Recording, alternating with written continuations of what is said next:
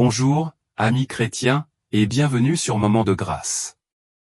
Nous nous consacrons ici à l'exploration d'histoires extraordinaires de la vie réelle de ceux qui ont eu un aperçu du paradis et de l'enfer. Si vous êtes nouveau sur la chaîne, je comprends parfaitement que cela vous semble un peu écrasant au début, mais je vous encourage à rester avec nous jusqu'à la fin. Ces histoires sont non seulement puissantes et émouvantes, mais elles contiennent également de précieuses leçons ancrées dans les principes fondamentaux de la foi chrétienne. Avant de commencer, je vous invite à vous abonner à la chaîne et à activer les notifications. Ce simple geste nous aide à diffuser ces témoignages remarquables et à partager la parole de Dieu avec encore plus de personnes. Plongeons maintenant dans l'histoire d'aujourd'hui. Je m'appelle Amina. Je suis né et j'ai grandi dans une famille musulmane pieuse où la foi était le cœur battant de notre existence. Mon père était un homme respecté, un homme de grande connaissance religieuse et un exemple vivant de dévouement à l'islam. Ma mère, bien que plus calme, n'était pas moins pieuse. Dès mon plus jeune âge, j'ai mémorisé les versets du Coran, suivi les 5 piliers de l'islam et me suis imprégné de toutes les traditions qui faisaient partie de notre identité culturelle. Grandir dans un foyer si profondément ancré dans la religion m'a donné un sentiment de sécurité et d'appartenance, ce dont j'étais profondément fier. L'islam n'était pas seulement ma religion, c'était ma vie. Je n'ai jamais remis en question ce qu'on m'avait enseigné. Chaque geste, chaque prière et chaque respiration que je prenais semblait liée à la volonté d'Allah. Mon père, que j'avais toujours considéré comme un guide inébranlable, nous avait appris, ainsi qu'à mes frères et sœurs, que la foi était notre bouclier, notre protection contre un monde rempli de tentations et de péchés. Malgré tout, il y avait en moi une étincelle indéniable, une curiosité inexprimée, un rêve qui s'est intensifié avec le temps. Je voulais devenir médecin. J'avais envie d'aider les autres, de soulager la douleur des malades. Ce n'était pas seulement une ambition, mais une vocation qui me semblait profondément propre, quelque chose de plus profond que les traditions qui ont façonné mon éducation. Lorsque j'ai obtenu une bourse pour étudier la médecine aux États-Unis, j'étais à la fois enthousiasmée et inquiète. C'était la réalisation d'un rêve, mais cela signifiait aussi un départ du monde que j'avais toujours connu, me propulsant dans une culture étrangère. Ma famille était fière, mais je comprenais que ce voyage serait plus qu'une simple quête académique. Je n'étudiais pas simplement pour faire avancer ma carrière, je m'aventurais dans un défi qui mettrait à l'épreuve mes croyances, mon identité et les valeurs qui m'avaient été inculquées. Mon père, bien qu'hésité au début, a fini par me donner sa bénédiction, reconnaissant qu'il s'agissait d'une étape essentielle dans ma vie. Le voyage vers l'Amérique a marqué le début d'un chapitre transformateur. Loin des frontières structurées de ma famille et de ma communauté, j'entrais dans un monde où la liberté semblait être tissée dans la trame même de la vie. Je ne pouvais m'empêcher de me demander comment ce nouvel environnement me façonnerait. Serais-je capable de préserver ma foi, de m'accrocher aux valeurs qui avaient été mon fondement, dans un endroit où la vie évoluait à un rythme rapide et où les règles semblaient plus souples? Les gens vivaient d'une manière bien différente de ce que j'avais connu. Pourtant, j'étais déterminé à ne pas me perdre dans ce tourbillon de changements. Lorsque je suis arrivé en Amérique, j'ai eu l'impression d'atterrir sur une autre planète. Tout était différent, la façon dont les gens parlaient, dont ils se déplaçaient, dont ils vivaient. La liberté qui imprégnait leur vie quotidienne ne ressemblait à rien de ce que j'avais connu jusqu'alors. Les visages autour de moi étaient différents, leurs sourires plus ouverts et plus accueillants, et les normes sociales beaucoup moins restrictives que celles auxquelles j'étais habitué. Tout le monde se comportait avec une telle confiance, comme s'ils n'avaient pas besoin de l'échafaudage de coutumes rigides pour savoir qui ils étaient. Moi, en revanche, je me sentais à la dérive, comme un navire sans ancre, naviguant dans des eaux inconnues. C'était cette liberté même, si palpable dans l'air, qui me déstabilisait. La structure, le rythme réconfortant des prières et des rituels qui avaient jusqu'alors stabilisé ma vie me manquaient. Même si je continuais à prier et à m'accrocher aux traditions du mieux que je pouvais, je ressentais un changement subtil en moi chaque jour qui passait.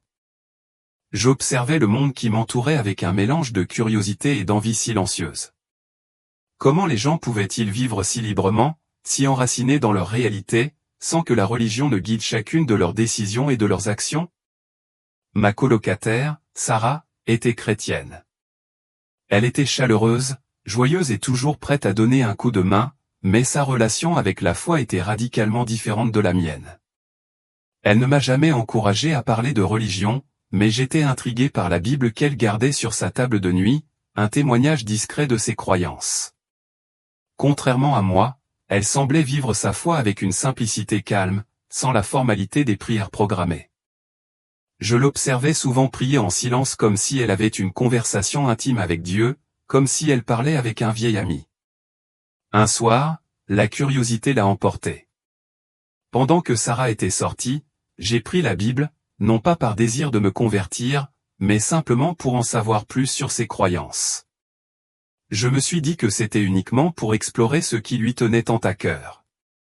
En tournant les pages, je me suis retrouvé à la fois confus et captivé. Les enseignements de Jésus ne ressemblaient à rien de ce que j'avais lu dans le Coran.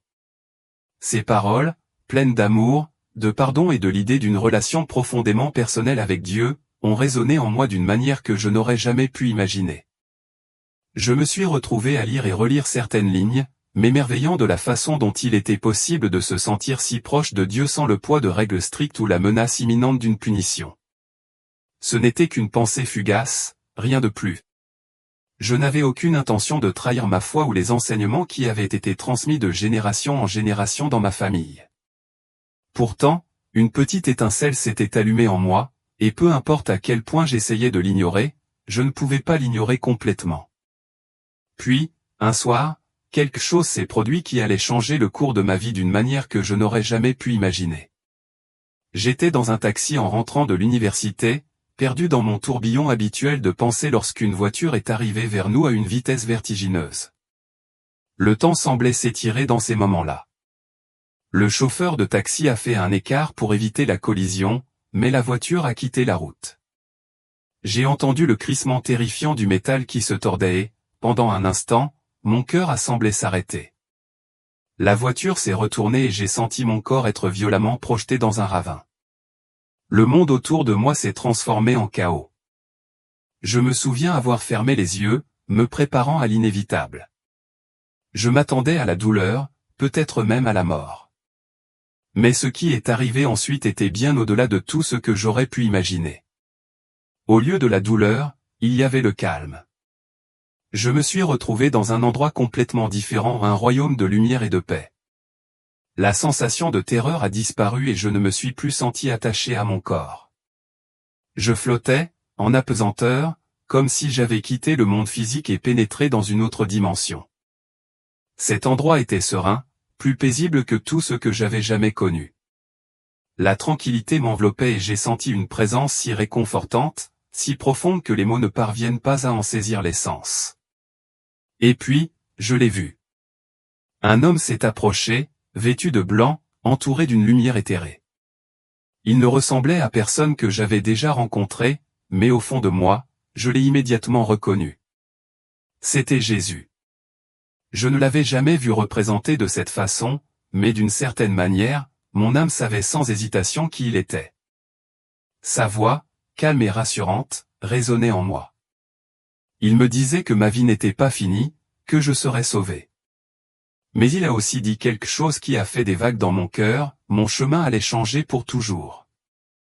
Il m'a dit que j'étais destiné à le suivre, que Jésus était le seul sauveur et que si je partageais sa parole avec le monde, je trouverais le salut et la paix au paradis.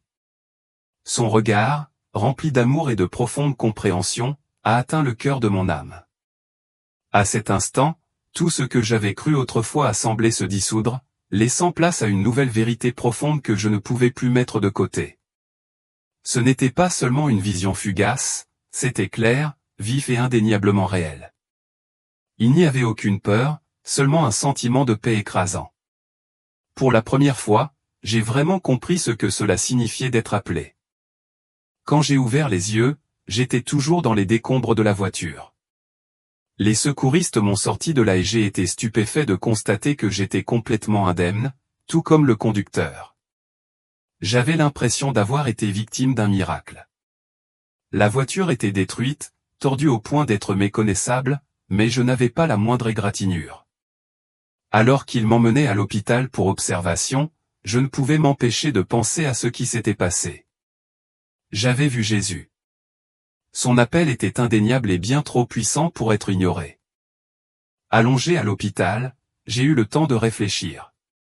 Le silence de la pièce, ponctué seulement par le bip continu des machines qui surveillaient mes signes vitaux, m'a donné l'espace pour revivre chaque détail de cette vision. J'étais émerveillé par ce que j'avais vécu. Ce n'était pas seulement un rêve ou le fruit de mon imagination, c'était réel. Il y avait une nouvelle énergie en moi, comme si chaque partie de moi avait été illuminée par une lumière que je ne pouvais plus nier. La vision avait laissé une marque indélébile dans mon cœur et mon âme. Mais au milieu de cette nouvelle clarté, une question plus vaste s'est posée, et maintenant? Que devais-je faire de cette connaissance, de cette vocation? Comment concilier la vie que j'avais connue avec celle qui m'attendait? Aucun membre de ma famille ne pouvait me rendre visite, le voyage était tout simplement trop cher. J'étais seul, à des kilomètres de chez moi, et l'absence de mes proches me pesait lourdement. Il me manquait terriblement, leur présence réconfortante, leur visage familier. Mais dans ces moments de solitude, Sarah était là pour moi chaque jour. Elle était devenue mon ancre, mon soutien silencieux au milieu de toute la confusion qui tourbillonnait autour de moi. Un jour, elle est venue dans ma chambre d'hôpital avec une Bible. Elle me l'a tendue sans un mot, juste un sourire compréhensif qui m'a dit qu'elle savait ce dont j'avais besoin. Cette fois, ce n'était pas par curiosité. J'ai lu la Bible avec un nouveau but, comme si j'étais en quête de réponses aux questions profondes qui pressaient mon cœur. À chaque page, je sentais mon pouce accélérer, surtout lorsque je tombais sur un verset qui semblait me parler directement. C'était comme si les mots avaient été écrits spécialement pour mon voyage. Plus je lisais, plus le message de Jésus devenait clair. Ce que j'avais vu, ce que j'avais ressenti dans ce moment de paix et de lumière, ne pouvait être ignoré. Son appel était réel, résonnant dans chaque fibre de mon être. Je savais, au fond de moi, que je devais y répondre. Pourtant, aussi indéniable que soit cet appel, une voix intérieure m'avertissait également des sacrifices à venir. Je ne pouvais pas me débarrasser de l'immense peur de ce que je pourrais perdre, ma famille, ma culture, le monde que j'avais connu toute ma vie. L'idée de me convertir au christianisme me donnait l'impression de pénétrer dans un abîme où il n'y aurait pas de retour en arrière.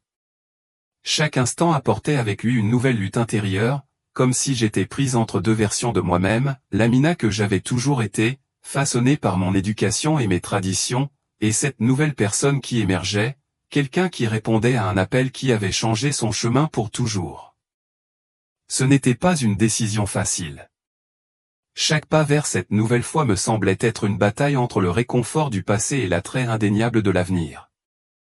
Chaque fois que j'ouvrais la Bible, je ressentais la présence de Jésus, son amour infini et la promesse de paix qu'il offrait. Mais quelle que soit la profondeur de mon sentiment d'appel, mes pensées revenaient toujours à ma famille et au chagrin qu'elle allait endurer. Je pouvais voir le visage de mon père dans mon esprit, empli de déception, sa douleur gravée dans chaque ride. J'imaginais les yeux larmoyants de ma mère, sa confusion et son chagrin alors qu'elle s'efforçait de comprendre comment je pouvais abandonner la foi et les traditions qu'il m'avait soigneusement inculquées. Je savais que cette décision leur briserait le cœur et qu'ils ne l'accepteraient jamais. Mais la vérité que j'avais découverte était indéniable et je ne pouvais pas m'en détourner. Je ne pouvais pas vivre une vie en ignorant ce nouvel appel. J'ai fait le choix difficile d'embrasser la foi chrétienne, pleinement consciente des conséquences que cela entraînerait. C'était une décision née de la douleur, mais aussi de la nécessité. Lorsque j'ai finalement pris cette décision, j'ai eu l'impression qu'un immense fardeau avait été enlevé de mes épaules.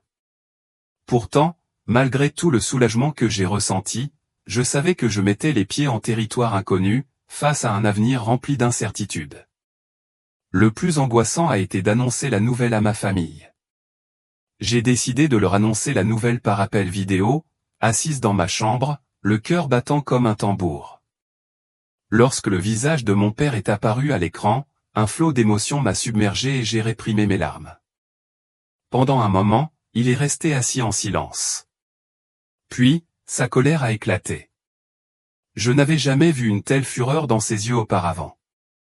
Sa voix, pleine de rage, a résonné dans la pièce alors qu'il m'accusait d'avoir trahi tout ce qu'il m'avait appris ou d'avoir tourné le dos à notre famille, à notre foi et à tout ce qui nous était cher. Chaque mot m'a profondément blessé, comme une lame qui transperçait mon cœur. Même si je savais que je suivais le bon chemin, la douleur de décevoir l'homme que j'avais toujours admiré et respecté était presque insupportable. Et puis il y avait ma mère, qui pleurait en silence, le visage baigné de larmes. Elle ne pouvait même pas se résoudre à me regarder, son chagrin était si lourd qu'il semblait flotter entre nous. La voir pleurer en silence brisait quelque chose en moi. Le lien qui nous unissait avait toujours été profond, une connexion au-delà des mots, mais maintenant, j'avais l'impression d'être sur le point de la perdre pour toujours. Les mots de mon père m'ont frappé comme un marteau, « Tu n'es plus ma fille si tu continues sur cette voie ». C'était une phrase sans appel, une déclaration irrévocable qui m'a brisé le cœur. À ce moment-là, le poids de son rejet m'a donné l'impression que le monde s'écroulait sous mes pieds. Pourtant, malgré la douleur accablante, je savais que je ne pouvais pas revenir en arrière. Je ne pouvais pas nier la vérité de ce que j'avais vécu, ni ignorer l'appel qui avait changé ma vie si profondément. Quelques jours après cette conversation déchirante, j'ai reçu un message de ma mère. Le téléphone a vibré doucement pendant que j'étais plongé dans mes pensées, mais lorsque j'ai vu son nom apparaître sur l'écran, mon cœur s'est emballé. Elle m'a dit qu'elle voulait me parler en privé. Nous nous sommes connectés via une application de messagerie, et ce qu'elle m'a confié ensuite dépassait tout ce que j'aurais pu imaginer. Elle m'a révélé que, dans sa jeunesse, elle aussi avait ressenti un appel similaire. Elle avait fait l'expérience de la présence de Jésus, mais avait eu trop peur de suivre ce chemin. La peur de tout perdre, d'affronter la colère de mon père, avait été trop grande pour elle pour la surmonter. Ma mère m'a dit qu'elle était fière de moi, même si elle ne pouvait pas le dire ouvertement. Elle a exprimé son admiration pour mon courage et a promis de continuer à prier pour moi. Elle m'a rassuré en me disant que nous trouverions un moyen de rester en contact, quelles que soient les circonstances. Ces mots m'ont rempli d'une force que je n'avais pas ressentie depuis le jour de ma conversion. C'était comme si une partie de la blessure profonde en moi avait soudainement commencé à guérir. Savoir que ma mère me soutenait en secret m'a apporté un immense réconfort et un immense soulagement. Je ne me sentais plus complètement seul. À partir de ce moment, ma mère et moi avons parlé tous les jours. Nous étions prudents, cachant nos conversations à mon père, mais le fait de savoir que nous partagions quelque chose d'aussi profond, même en secret, a approfondi notre lien d'une manière que je n'aurais jamais imaginée. C'est devenu un secret qui nous unissait, un fil invisible nous reliant malgré la distance et les murs qui s'étaient élevés entre nous. Aujourd'hui, je vis ma foi chrétienne avec une conviction et une passion inébranlables. Le chemin n'a pas été facile, il a été parsemé de défis et de moments de doute, mais je sais au fond de mon cœur que je suis sur la bonne voie. Jésus m'a appelé et j'ai choisi de répondre à cet appel. Chaque jour, je fais de mon mieux pour partager son message avec quiconque est prêt à l'écouter. Bien que ma famille et moi soyons séparés pour l'instant, je garde l'espoir qu'un jour nous serons réunis. Le lien que j'ai avec ma mère, bien que caché, continue d'être ma lumière et ma source de réconfort. Il me rappelle que même face à la division, il y a toujours de l'amour au sein de ma famille, quelque chose que je garde à cœur alors que j'avance. La chose la plus importante que j'ai apprise est de ne jamais cesser de croire et de ne jamais cesser d'aimer. Mon message à tous ceux qui lisent ou écoutent mon histoire est simple, lorsque vous ressentez l'appel de Dieu, n'ayez pas peur d'y répondre. La route peut être semée d'obstacles, mais la paix et l'amour que vous découvrirez en lui sont bien plus grands que toutes les difficultés auxquelles vous pourriez être confrontés.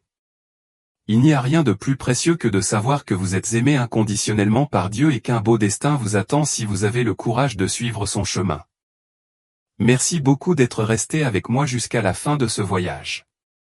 Si vous avez trouvé un sens à mon histoire, je vous encourage à la partager avec 2 amis chrétiens. En faisant cela, vous recevrez non seulement une bénédiction, mais vous contribuerez également à diffuser la parole de Dieu aux autres. Si ce n'est pas déjà fait, je vous invite à vous abonner à la chaîne et à activer les notifications pour ne pas manquer les futures vidéos comme celle-ci, que nous publions plusieurs fois par semaine. J'ai hâte de vous voir dans la prochaine vidéo. Que Dieu vous bénisse et à bientôt.